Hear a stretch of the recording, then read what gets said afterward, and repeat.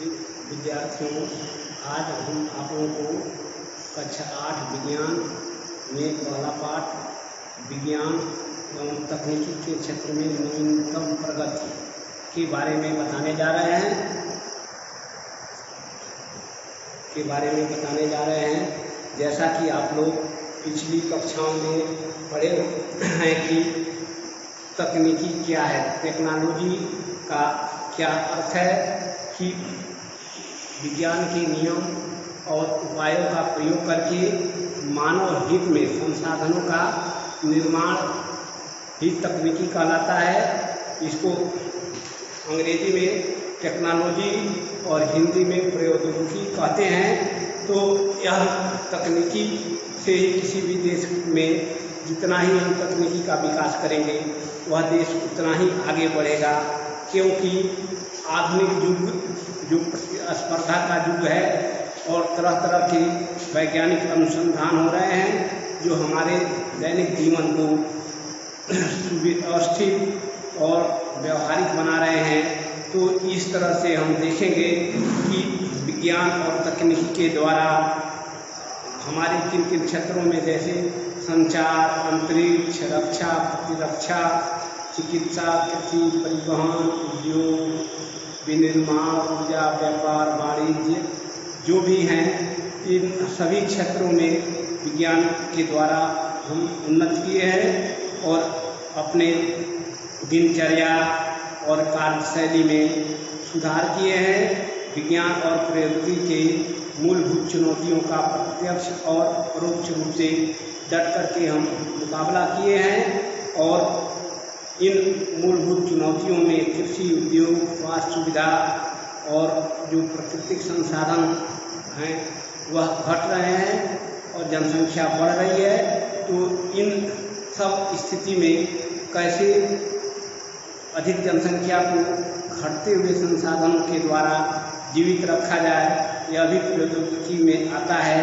और उस तरह से मनुष्य के जीवन से संबंधित चुनौतियों का मुकाबला करने के लिए हम तकनीकी के प्रयोग करके व्यवहारिक क्षेत्र में तरह तरह के उपकरणों का निर्माण करते हैं। जैसे संचार के क्षेत्र में आप जानते हैं कि संचार मानव की प्रगति का एक महत्वपूर्ण आधार है। संचार कहते हैं सूचना, किसी भी चीज़ का सूचना लोगों तक पहुंचाया जाए, इसको संचार कहा जाता है। तो संचार के क्षेत्र में आप जानते हैं कि आप यहाँ हैं और आपका कोई रिश्तेदार, भाई या पिताजी अगर विदेश में हैं तो घर बैठे आप, पहले टेलीफोन था, मोबाइल है, मोबाइल के द्वारा उससे बात कर लेते हैं। यहाँ तक कि अब इंटरनेट के द्वारा फेस टू फेस आपका फ़ोटो वो देखते हैं और उनका फ़ोटो आप देखते हैं। इसके बाद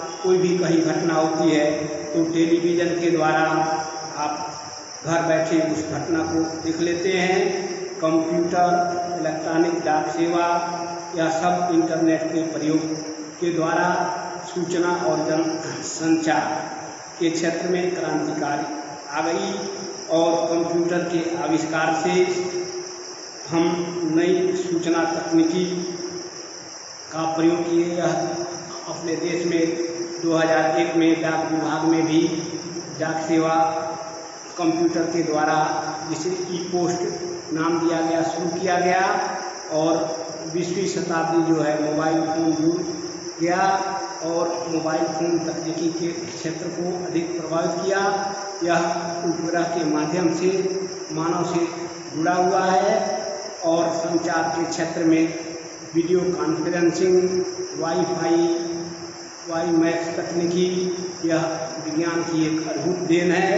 इसके अतिरिक्त संचार के क्षेत्र में 3G, 4G आदि प्रौद्योगिकी के अनेक ब्रांड हैं, वायरलेस है, इंटरनेट है, डाटा, वीडियो, टीवी आदि का प्रयोग जो मोबाइल को आसान अपनी से उपलब्ध है। इसके माध्यम से हम विभिन्न तरह के मनोरंजन का आदान प्रदान भी कर लेते हैं। यह सब तकनीकी के द्वारा ही संभव हुआ है। शिक्षा के क्षेत्र में ICT कार्य योजना शुरू किया गया और विद्यार्थियों की कार्य कौशल क्षमता को बढ़ाने के लिए कंप्यूटर के माध्यम से शिक्षा की व्यवस्था की गई। जैसे यह ऑनलाइन क्लास है, यह भी विज्ञान का ही देन है कि आप लोगों को यहाँ से ऑनलाइन कक्षाएं पढ़ाई जा रही है। तो यह ICT योजना भी विज्ञान की ही देन है। इसके अतिरिक्त अंतरिक्ष प्रौद्योगिकी के क्षेत्र में 1969 में भारतीय अंतरिक्ष अनुसंधान संगठन ISRO का गठन हुआ। इसके जनक थे डॉक्टर विक्रम साराभाई, जिनकी अध्यक्षता में 1962 में भारतीय अंतरिक्ष अनुसंधान समिति का गठन हुआ था और इसमें छोटे बड़े रॉकेटों के माध्यम से अंतरिक्ष प्रौद्योगिकी का काम होता है और इसका मुख्यालय ISRO का बंगलौर में है, जहाँ से दूरदर्शन के माध्यम से इनसैट उपग्रह, दूरसंचार, दूरदर्शन का प्रसारण, मौसम विज्ञान, प्राकृतिक आपदा, इन सब की जानकारी और प्राकृतिक संसाधनों का सर्वेक्षण किया जाता है। इसके अतिरिक्त PSLV आदि अनेक उपग्रह और उपग्रह परीक्षण यानों का सफलतापूर्वक अपने देश में संरक्षण हुआ। रक्षा के और प्रतिरक्षा के क्षेत्र में भी विभिन्न तरह के मिसाइल और तरह तरह के टैंकों का निर्माण हुआ, जिसमें पृथ्वी, अर्जुन टैंक और मिसाइल के प्रयोग में हमारे जो पूर्व राष्ट्रपति डॉक्टर APJ अब्दुल कलाम जो थे, उनकी बहुत ही महत्वपूर्ण भूमिका रही। इनको मिसाइल मैन भी कहा जाता था, क्योंकि इन्होंने मिसाइल के निर्माण में अपनी मुख्य भूमिका निभाई और इन्हीं के प्रयास से 1998 में पोखरण में द्वितीय परमाणु परीक्षण किया गया और INS कोची में प्रतिरक्षा का मुख्यालय बनाया गया। तो इस क्षेत्र में भी हमारी मुख्य उन्नति है। चिकित्सा के क्षेत्र में विभिन्न तरह के उपकरण, MRI, CT स्कैन, तरह तरह के सूक्ष्म जीवों के परीक्षण के लिए छोटे बड़े मशीनों का आविष्कार हुआ, जिससे बहुत सूक्ष्म विषाणुओं का भी आसानी से परीक्षण जांच कर लिया जाता है और उसके लिए टीके का भी निर्माण किया जाता है। यह सब विज्ञान की ही देन है।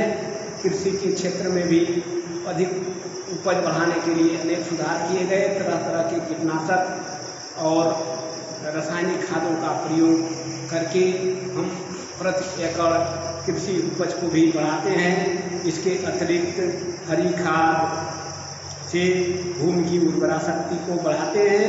खरपतवार नाशकों और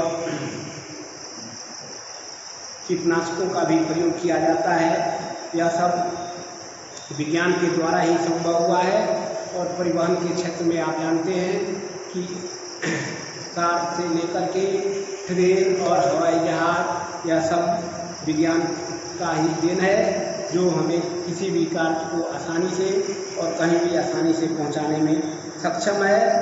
तो इस तरह से आप देखेंगे कि विज्ञान हमारे दैनिक जीवन में अनेक उन्नति किया है और प्रौद्योगिकी के द्वारा मानव का जो जीवन है बहुत ही सरल और सुगम हुआ है। इसलिए हमें टेक्नोलॉजी पर अधिक से अधिक ध्यान देना चाहिए।